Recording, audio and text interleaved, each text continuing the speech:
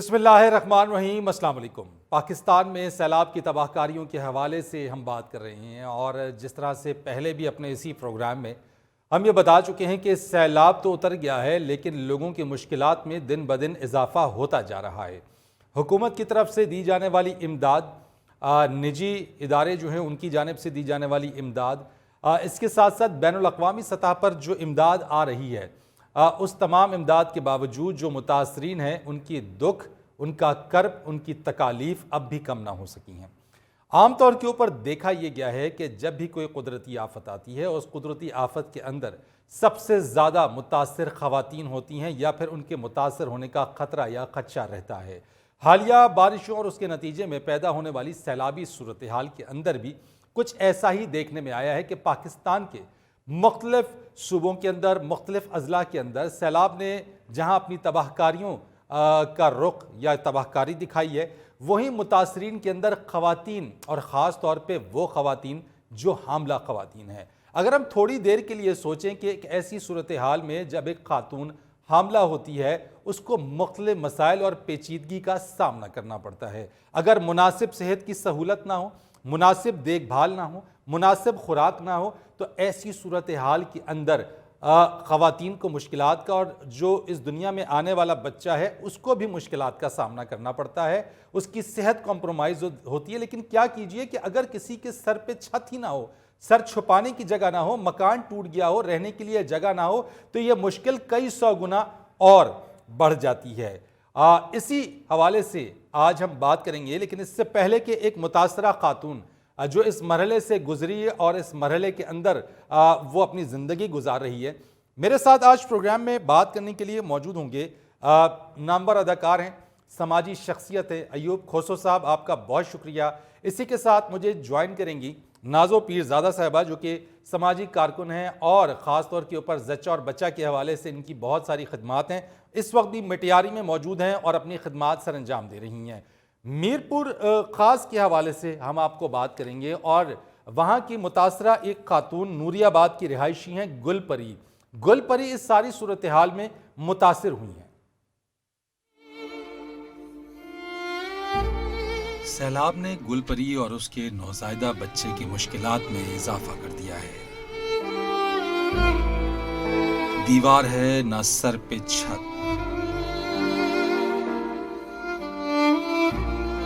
इस बच्चे ने तो अभी सही से आंख भी नहीं खोली, मगर इसके नसीब में सैलाब की तबाहकारी, टूटा मकान और बेसरो सामानी है। बच्चे के लिए दूध है ना दवाई,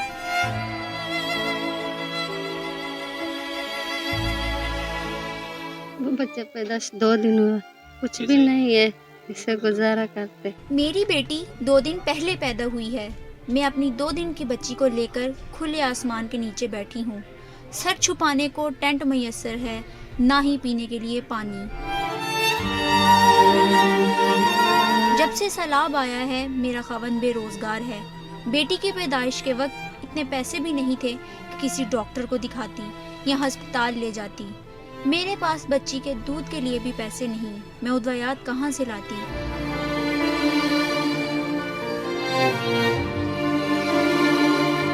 बच्ची के पैदाइश के वक्त पड़ोसियों ने चंदा इकट्ठा करके कुछ पैसों का बंदोबस्त किया, जिससे चंद ज़रूरी उद्वयात मिल पाईं। खुदा के लिए मेरी मदद करें, मैं बहुत मजबूर हूँ और तकलीफ में हूँ। राशन माशन दे, तंबू दे।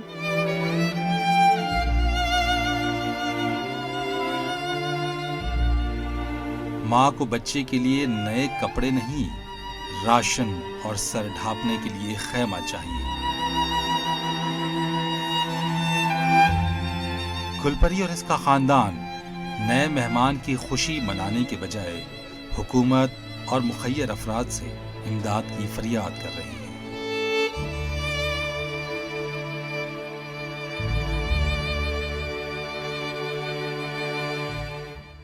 ये सिर्फ मीरपुर ख़ास की गुलपरी की कहानी नहीं है, ये इस गुलपरी के दुख और तकलीफ़ नहीं है। अगर हम बात करें कि पाकिस्तान के अंदर सैलाब से मुतासर होने वाली ख़वातीन के अंदर तकरीबन, अगर हम पॉपुलेशन काउंसिल की बात करें तो 7 लाख ख़वातीन हैं जो कि हामला हैं। इसी के साथ साथ UNFPA ने अपनी एक रिपोर्ट जारी की और उस रिपोर्ट के अंदर ये बताया गया है कि आइंदा माह सैलाब से मुतासर इलाकों में जो हामला ख़वातीन हैं उनमें से 73,000 ख़वातीन के अंदर जो है वो माँ बनने वाली हैं, वो अगले आइंदा माँ बनेंगी। सिंध की बात की जाए तो सिंध में 5,55,467 ख़वातीन हामला हैं जिन्हें इलाज व मालजे की ज़रूरत है। पंजाब में अगर बात की जाए तो 1,10,000 से ज़ायद ख़वातीन हामला हैं। खैबर पख्तूनख्वा के अंदर 43,000 से ज़ायद ख़वातीन हामला हैं, जबकि बलूचिस्तान में 77,000 ख़वातीन हामला हैं जिनको तिब्बी सहूलियात की अशद ज़रूरत है।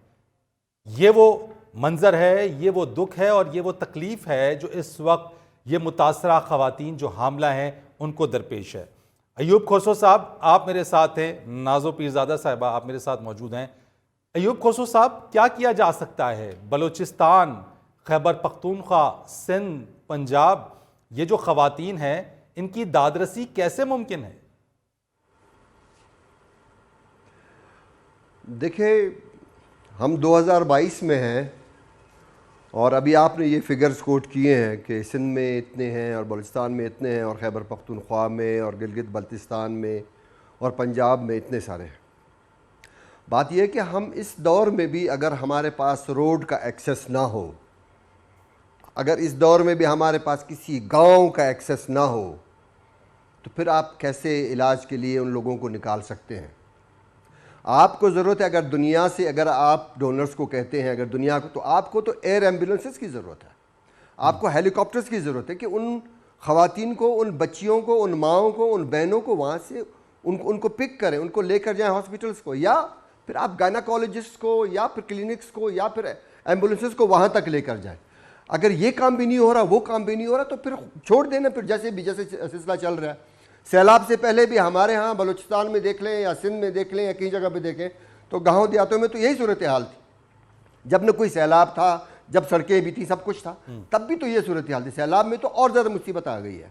तो इस मुश्किल को हल करने के लिए तो मैं यही समझता हूँ और मेरी ये रिक्वेस्ट है, चाहे वो PDMA हो, चाहे वो NDMA हो, चाहे हुकूमत के इदारे हों, चाहे जो भी हो, आप खुदा के वास्ते एयर एम्बुलेंसेस का उसका कोई बंदोबस्त करें। कहें, दुनिया को कहें, आप अपने पड़ोसी ममालिक को कहें, दुनिया को कहें कि आए, ये मुसीबत हम आपकी वजह से भुगत रहे हैं। अयूब खोसो साहब, अगर ये एयर एम्बुलेंसेस, आपने एयर एम्बुलेंसेस की बात की है, बुनियादी तौर पे तो इस पूरे प्रोसेस में जो ख़वातीन प्रेग्नेंट हैं और जिनके यहाँ विलादत मुतवक्के है, डॉक्टर्स की टीम वो बुनियादी तिब्बी अद्वियात, तिब्बी आलात, वो हाइजीन, क्या ये सब कुछ है?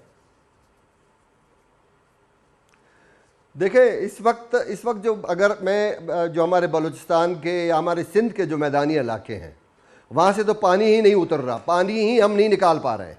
हमारे पास कोई प्लान ही नहीं है, हमारे पास कोई वो ही नहीं है कि हम कोई ऐसा कोई प्लान बनाए कि ये पानी निकल जाए, घरों से पानी निकले, फसलों से पानी निकले, गाँव से पानी निकले।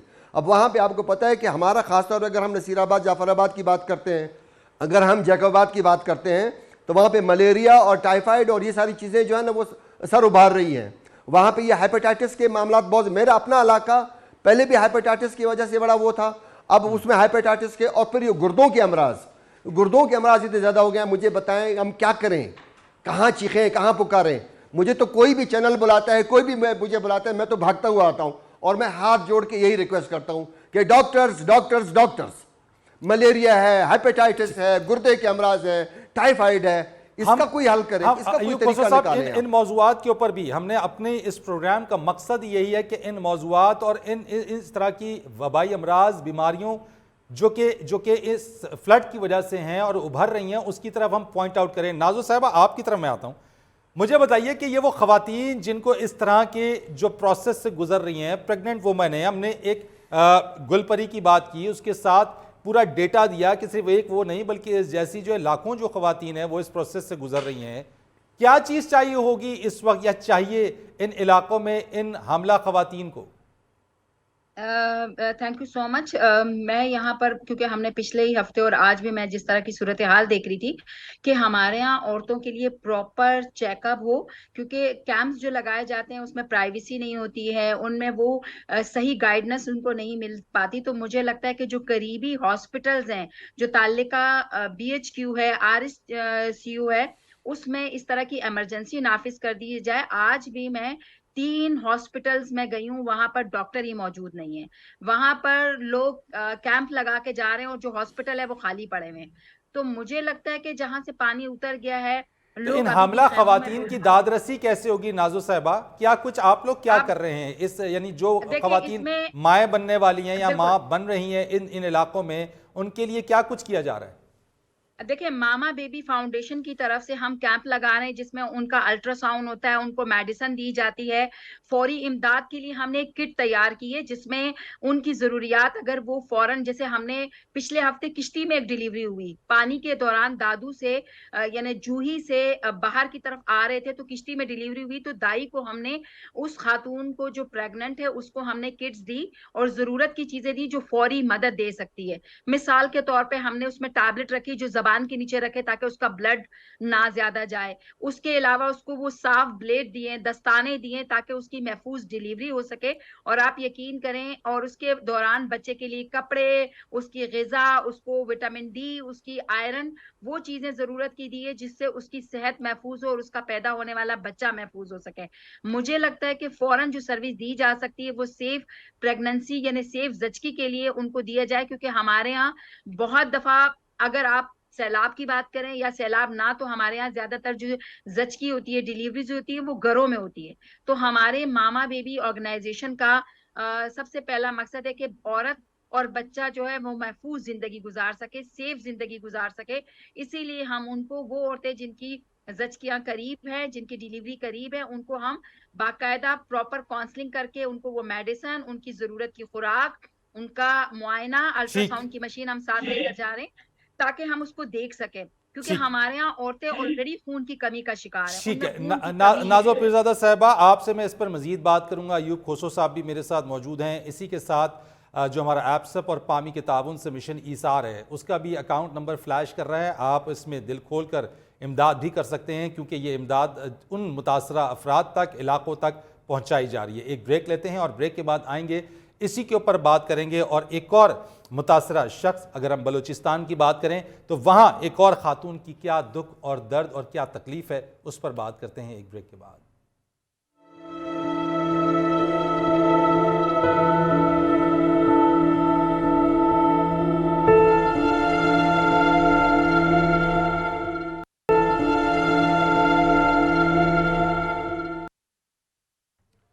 एक बार फिर आपको प्रोग्राम में खुश आमदीद कहते हैं। इन बारिशों और सैलाब ने बलूचिस्तान में भी बहुत तबाहकारी मचाई है, बहुत नुकसान हुआ है। घर बह गए, मकान ख़त्म हो गए, लोगों का ज़रिया माश जो अगर कुछ ज़राअत पे था, बागात थे, वो उजड़ गए, मवेशी बह गए, मर गए। सर पे छत ही ना रही तो फिर सब कुछ ही ख़त्म हो गया। अगर हम बात करें एक और मुतासरा शख्स की बलूचिस्तान के अंदर, जहाँ सिब्बी की तहसील बख्तियाराबाद में यहाँ की बेवा इज्जत खातून का घर भी सैलाब की जद में आ गया।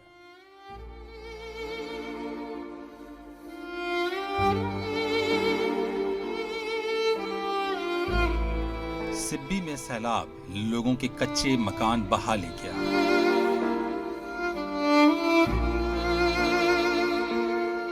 मकीन बेघर हो गए, घर का सामान तक बह गया। मर्द तो घर से बाहर भी बैठ जाते हैं, लेकिन खवातीन के लिए चादर और चार दीवारी बहुत अहम है।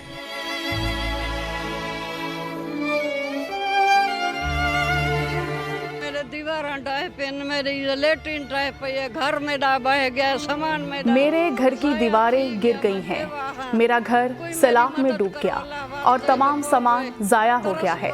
मैं बेवा हूँ, अल्लाह के लिए मेरी मदद करे, मुझ पर तरस खाएं।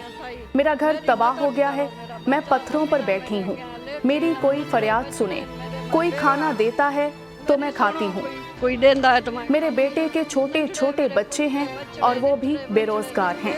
अल्लाह और रसूल के वास्ते मेरी मदद करो। अल्लाह वास्ते कोई मेरी मदद करो, मेरा बच्चा अपने महबूब दे सदका।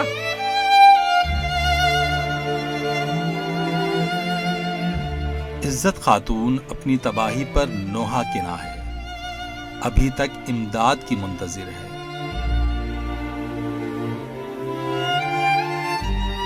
इज्जत खातून और उनके घर वाले सर छुपाने की जगह और खाने पीने की बुनियादी अशिया के इंतजार में हैं।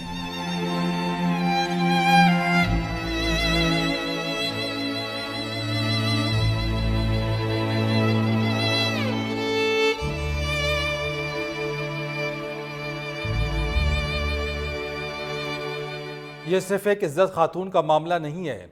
पाकिस्तान की बात करें तो अब तक एक मोहतात अंदाजे के मुताबिक इस सैलाब की वजह से जो कच्चे मकान गिरने की जो तादाद है, कुल 31,67,000 कच्चे मकान तबाह हो गए हैं। इसी के साथ अगर हम सिंध की बात करें तो सिंध के अंदर सबसे ज़्यादा 23 लाख मकान सैलाब की जद में आए और ये बह गए, ख़त्म हो गए। अब बलूचिस्तान की बात की जाए तो 5 लाख कच्चे मकान बह गए। पंजाब में 2,60,000 कच्चे मकान गिर गए और अगर खैबर पख्तूनख्वा की बात की जाए तो उसमें 1,06,000 कच्चे मकान ज़मीं बोस हो गए। जब मकान ही ना रहा तो फिर मकीन बेयारो मददगार होते हैं। अपनी जान बचाई लोगों ने, जो तन पे कपड़ा था सिर्फ वही पहनकर अपनी जान बचाई और कुछ भी ना बचा। अयूब खोसो मेरे साथ मौजूद हैं, उनसे भी बात करते हैं और साथ ही साथ हमारी जो गेस्ट हैं नाजो पीरजादा, उनसे भी इसी पर बात करेंगे। खोसो साहब, सर ये बताइएगा कि अगर हम बात करें बलूचिस्तान की, आपने तो सारी चीज़ों को देखा हुआ है और जितना नुकसान हुआ है, इन मुतासरा लोगों की, ख़वातीन की बात कर लें, कितनी ख़वातीन होंगी, कितने ख़ानदान होंगे, इनकी बहाली के लिए क्या कुछ हो रहा है अभी तक? मैं आपके प्रोग्राम आपको ज्वाइन करने से पहले कोई कोयटा से कोई 70 या 75 किलोमीटर पे दश्त को क्रॉस करने के बाद मरव एक जगह है, वहाँ पे मैं गया था और मैं वहाँ पे जाके बागात, काश मेरे पास इतना टाइम होता तो मैं आपके साथ वो शेयर करता, मैं आपके साथ वीडियो या वो तस्वीरें शेयर करता, क्योंकि वो जो आपने कोयटा का सेब तो बड़ा मशहूर है ना, ज़ियारत का हो या कलात का हो या कोयटा का हो, काला कुल्लू और फिर दूशीन कुल्लू जिसको कहते हैं, वो बड़ा, वो जिस तरह से वो बागात उजड़ चुके हैं और जिस तरह से अभी बागात में पानी खड़ा है, तो कोई तरीका अगर नहीं होगा पानी निकालने का तो दरख्त जल जाएंगे। सेब तो गए, दरख्त जल जाएंगे और बड़ी मुश्किल से दरख्त होते हैं, साल लगते हैं इन दरख्तों के ऊपर, तो दरख्त जल जाएंगे। दूसरा, क्योंकि पहाड़ी इलाका है तो पहाड़ी इलाके में लोगों के घर जो मिट्टी के बने हुए थे वो तो डैमेज उनका हो गया है।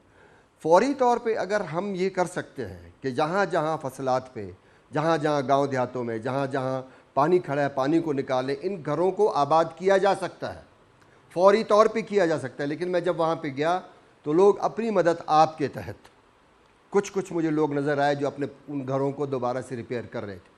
ये तो मैं बता रहा हूँ आपको, कोयटा से ये 70 या 75 किलोमीटर के फासले पे। बलूचिस्तान जो है वो पाकिस्तान का 40% से ज़्यादा का हिस्सा है, जहाँ न मैं पहुँच सकता हूँ, ना आप पहुँच सकते हैं, ना कोई पहुँच सकता है। तो इनकी बहाली कैसे मुमकिन होगी अयूब खोसो साहब? तो आ गए, इनकी बहाली कैसे मुमकिन होगी? मकान कैसे बनेंगे? जहाँ जहाँ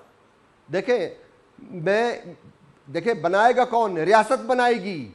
देखे, अगर कोई एनजीओ है, अगर कोई एसोसिएशन है, अगर कोई इंडिविजुअली अगर कोई काम कर रहा है तो वो 4 घर, 5 घर, 15 घर, 20 घर, 50 घर तक कर लेगा, 1000 घर तक कर लेगा। लेकिन यहाँ तो गांव के गांव उजड़ गए हैं, यहाँ तो देहात के देहात उजड़ गए हैं। तो इसमें तो रियासत का काम होना चाहिए, लेकिन रियासत के दरमियान और लोगों के दरमियान का जो एक ब्रिज है, जिसमें कोई पटवारी आ जाता है, कोई तहसीलदार आ जाता है, कोई फलाना आ जाता है, कोई फलाना, कोई एसी, कोई डीसी, ये लोग आ जाते हैं, वहां पे मामलात उलझे हुए हैं बहुत ज्यादा। आपको एक मैकेनिज्म बनाना पड़ेगा कि यहां से अगर आपकी तरफ से कोई इमदाद किसी के पास जा रही है, अगर अयूब के पास जा रही है तो अयूब के पास वो इमदाद पहुंचनी चाहिए, लेकिन अयूब के पास नहीं पहुंच रही। आज मेरे अपने गांव के लोग जो है ना, वो रोड पे बैठे हुए हैं, धरना देके बैठे हुए, क्योंकि वो रोड से दूर है, उनके पास ना इमदाद पहुंच रही है, बल्कि हाँ वहां से एक नाम बता दीजिएगा अयूब खोसो साहब, आप जरा नाम बता दीजिए, नाम बता दीजिए किस जगह पे, अगर पर्टिकुलर पॉइंट आउट कर दें। मेरा गांव मेहूपुर है, डिस्ट्रिक्ट सोबतपुर में। मेरा गांव मददपुर है, डिस्ट्रिक्ट जैकाबाद में। मेरे जितने बसगर हैं, मेरे जितने हारी हैं, वो बेयार और मददगार पड़े हुए हैं। नाजो साहिबा, ये जो बात है अयूब खोसो साहब बात कर रहे हैं, आप मटियारी के अंदर भी हैं, ख़वातीन के घर उजड़ गए हैं और ख़वातीन इन मुश्किलात के अंदर भी हैं। बलूचिस्तान में कुछ कर रही हैं आप?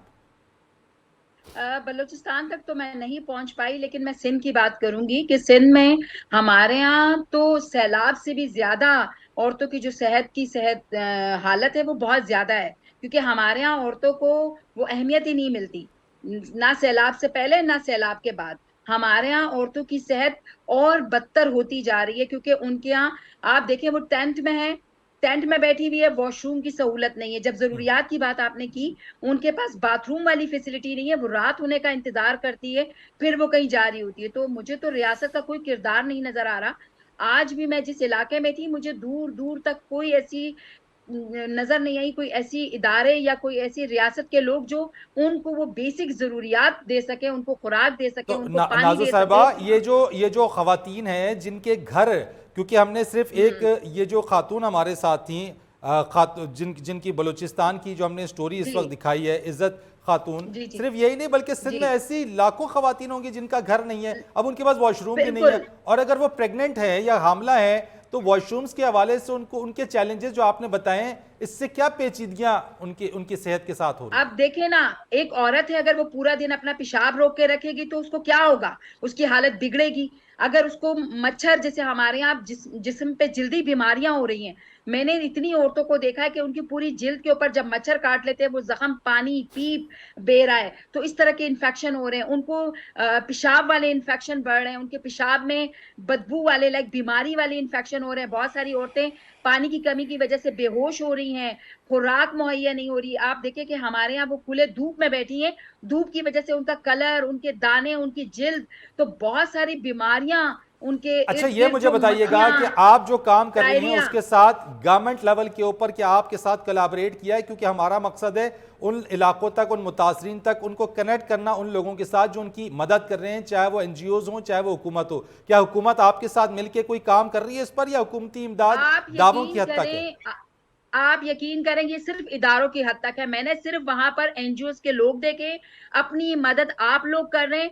आज मैं एक गांव में थी जिन्होंने खुद चंदा जमा करके तेल जनरेटर में डाला और पानी घरों से निकालना शुरू किया है, क्योंकि वो कह रहे हैं कि हम कम से कम अपने जिनके घर करीब हैं, जिनमें पानी है, उनको निकाला है, लेकिन गांव के अंदर से पानी निकाल रहे हैं। जी सबसे ठीक, बड़ा मसला है कि अभी पानी निकाला जाए, राइट। पानी निकाला जाए ताकि लोग जिनके घर बच गए हैं वो अपने घरों में जा सकें, अयूब जो लोग खोसर अपना साहब, कारोबार शुरू कर सकें। अयूब खोसर साहब, आप कुछ कहना चाहेंगे sir before I conclude, and thank you. मैं सिर्फ ये कहना चाहूँगा कि जो फिगर्स आपके पास आए हैं, चाहे वो प्रेग्नेंट खवातीन के हवाले से हो, चाहे और बीमारियों के हवाले से हो, चाहे घरों के हवाले से हो, उनको आप ज़रा एक सर्कल तो करवा लें वहाँ की इंतज़ामिया से, चाहे किसी भी जगह का हो, चाहे वो सिंध हो चाहे बलूचिस्तान, कहीं का भी, वो करवा लें। और उसके बाद फिर उनसे लोगों की ज़रा फिगर्स तो ले लें, क्योंकि हमारे पास ये फिगर जल्दी आ गई है कि जनाब इतने घर, इतने लोग, इतने बीमार, इतने फलाने, ये फिगर जल्दी आ गई है। तो अगर ये फिगर्स उनके पास जल्दी आ गए तो रिहेबिलिटेशन का काम भी उतनी तेजी से होना चाहिए। राइट, तो जहाँ जहाँ रिहेबिलिटेशन का काम हो रहा हो, मैं आपका तो एक शुक्रिया ऐसी अदा करूंगा, जगह, बिकॉज वक्त मेरे पास खत्म हो गया है। नाज़ो पीरज़ादा साहब, आपका बहुत शुक्रिया, और साथ साथ एप्सप और पामी के ताउन से मिशन इसार, इसका अकाउंट आपकी स्क्रीन पर फ्लैश कर रहा है, इस पर ज़रूर इस पर कीजिएगा। ब्रेक के बाद आएंगे तो बात करेंगे कि वो इलाके जहां पे ज़रूरत है, हम अपने इस प्रोग्राम्स के ज़रिए दिखा भी रहे, लेकिन नुकसान हो रहा है अगर जल्द इमदाद नहीं पहुंचेगी, और नुकसान कैसे हो रहा है ये आपको बताएंगे एक ब्रेक के बाद।